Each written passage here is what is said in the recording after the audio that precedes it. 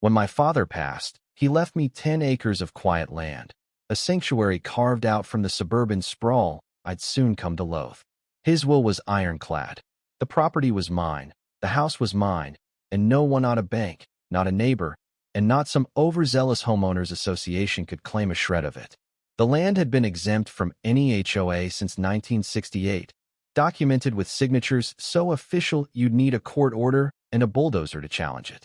I moved in a month after the funeral, ready to trade my 20-year career auditing corporate tax dodgers for the simplicity of open skies and solid earth. My father's old craftsman-style home stood like a lone oak in a sea of cookie-cutter McMansions called Willow Creek Estates. The neighborhood screamed conformity. Identical beige siding, lawns so green they looked painted, and mailboxes aligned like they'd been measured with a ruler. I didn't fit in, and I didn't care to. I slapped solar panels on the roof, painted it a deep navy, and stuck an old, dented mailbox at the end of the drive because it had character. My house wasn't perfect, but it was mine. The trouble started with a fancy envelope, sealed with a crest that looked like it belonged on a wine label. The letter, from the Willow Creek Estates HOA, politely informed me my roof color violated community aesthetic standards, and my solar panels were improperly oriented. No sender's name, just the HOA's title in pretentious font. I fired back a response, typed in bold. This property is privately owned and not subject to Willow Creek Estates HOA. Cease contact. I attached a certified copy of the 1968 exemption and figured that'd be the end of it. I was wrong. A week later, another letter arrived, this time whining about my mailbox being a visual disruption and a safety hazard. I chuckled, picturing the mail carrier trembling at the sight of my rusty box 20 feet from the road. Then came the first visit. I was fixing a fence post when a black Mercedes SUV rolled up like it owned the county. Out stepped a woman, mid-50s, in a tailored blazer and heels sharp enough to puncture asphalt.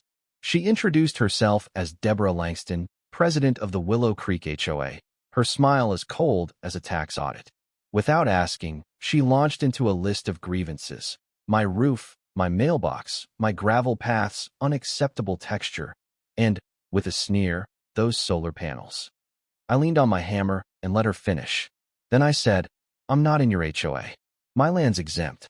You're on my property. Leave." Her eyes narrowed, and she hissed, "This is a community, Mr. Carter. We have standards. You're causing trouble." I shrugged. "Then keep your standards off my land." She stormed off, her SUV peeling out, and I wondered if I'd just poked a bear. 3 days later, I left for a work conference in Dallas. Dry stuff about compliance regulations. I locked the house, left my retriever, Max, with his favorite chew toy, and secured the gate. When I returned on Sunday night, the world tilted. Max wasn't barking his usual welcome. My gate sported a new padlock, not mine, and a sign zip-tied to the bars. Willow Creek HOA property. No entry. Renovation in progress. My heart pounded. I climbed out of my truck, staring at the absurdity. Then I saw my front yard through the fence. My chairs, tools, and books tossed into a dumpster like trash. Max was tethered to a post, his leash so tight he could barely move, his water bowl dry. Rage hit me like a freight train. I scaled the fence, ripping my jacket, and ran to Max. He whimpered, tail barely wagging. I untied him, my hands shaking, and whispered, "I'm here, boy." Then I saw the house. New locks, windows covered with cheap film, like someone was hiding a crime. I kicked in the back door, wood splintering, and stepped inside. The air reeked of bleach. My books, my father's old rug, my files gone. It was like I'd been erased. Then came the banging. 2 police cars pulled up, lights off, but menacing. An officer approached, hand on his belt. "Sir, we got a report of trespassing. Are you the homeowner?" I nearly laughed. "This is my house.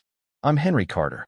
I handed over my ID, pointing at Deborah, who stood by her Mercedes, clutching a clipboard like a shield. She broke in, changed my locks, dumped my stuff, and tied up my dog. Deborah stepped forward, voice syrupy. "Officers, I'm with the HOA. This property is under dispute and was reclaimed under Community Ordinance 9B. She waved a folder like it was gospel. I snapped. "That's a forged transfer notice. I have county records proving this land's exempt since '68. The officer flipped through her papers, frowning. I added, I used to audit for the IRS. I know fraud when I see it. Deborah's smile faltered. The officer radioed for county verification, telling her to wait in her car. She huffed, but complied, heels stabbing the gravel. The cops made me step back from the house while they checked records. Standing in my yard, under their glare, felt like a bad dream. Max leaned against me, weak but alive. Then Sheriff Ramsey arrived, a no-nonsense man who'd known my father. He took one look at my exemption papers and growled, "This is Carter's land. Always has been." He turned to Deborah. "You're looking at jail time for this." Her composure cracked, but she said nothing. I thought that was the end. Naive me. Deborah didn't back off, she escalated. Flyers appeared in every neighbor's mailbox, featuring my photo with the headline, "Is this man a threat?" They listed fake crimes, hostile conduct, illegal construction, even animal cruelty. Then the complaints rolled in. The fire department showed up about faulty wiring. There wasn't any.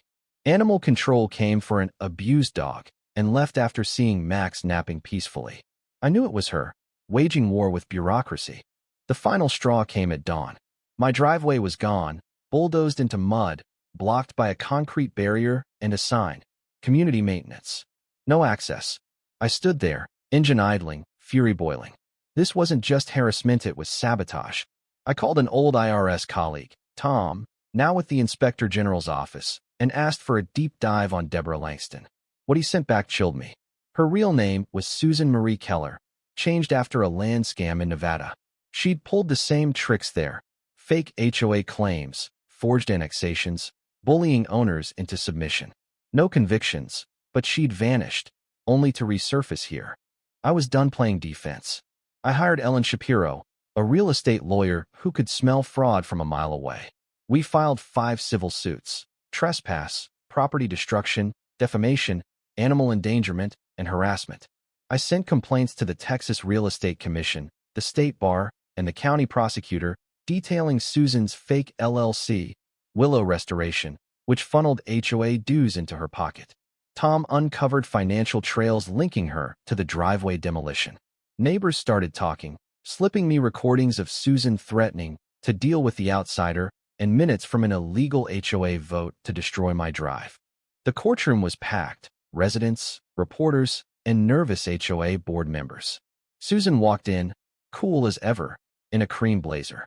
My side had Ellen, Tom with a binder labeled Fraud Evidence NVTX, and 3 witnesses. The judge, a grizzled man with no patience for nonsense, cut to the chase. The 1968 exemption is valid. Willow Creek has no jurisdiction here. Ellen laid out the evidence: the locks, the dumpster, Max's tether, the forged notices, the bulldozed drive. Photos flashed on a screen, gasps rippling through the room when Max's image appeared. Witnesses sealed it. The contractor admitted Susan's official papers fooled him.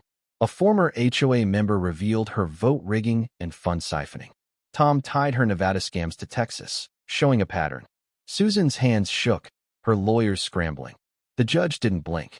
"Ms. Keller, you face fraud, forgery, and property damage charges. Mr. Carter's damages are awarded, $3.2 million. The HOA is dissolved, and you're in custody for criminal proceedings." Cuffs clicked. Susan's voice failed her as bailiffs led her away. I rebuilt everything. New locks, fresh gravel, a steel gate with a sign, "Not in an HOA. Don't try it." Cameras active. Max bounced back, tail wagging, always with his toy. The neighborhood changed. Houses went up for sale, and the new HOA board mostly retirees, and a teacher knew better than to knock. I started a site, HOAfree.net, with legal templates for others fighting HOAs. It took off. A podcast, Neighborhood Wars, had me on, asking my advice for HOA victims. I said, "Don't let a bully with a clipboard outlast you." My home's mine again. No signs, no threats. Max barks when I pull in, and that's enough for me. What do you think? Have you faced bullying or injustice like this? Share your thoughts below. Should you fight back, or is it better to walk away? Let's hear your stance.